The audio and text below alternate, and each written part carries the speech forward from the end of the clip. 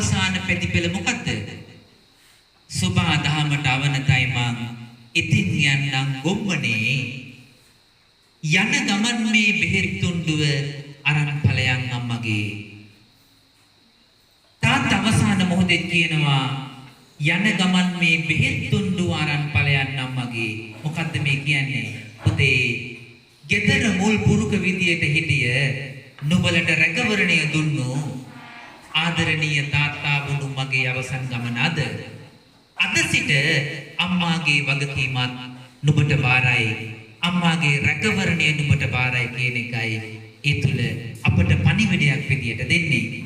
ඒ නිසා අපි එහෙනම් ආදරණීය අම්මා තාත්තා දෙදෙනාම පිළිබඳව සිහිපත් කළා.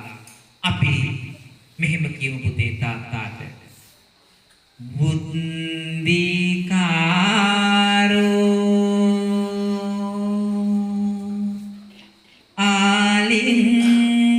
ආලිංගිත්වා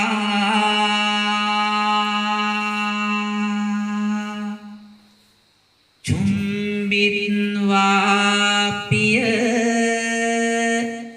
පුත්තගම්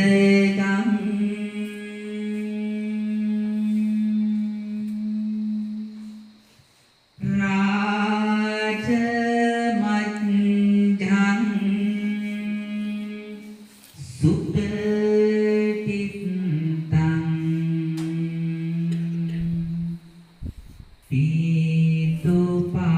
පීතුපාදං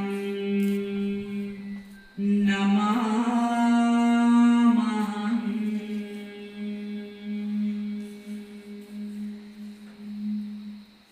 ඊතමයි තාත්තා අම්මා තාත්තා දෙන්නා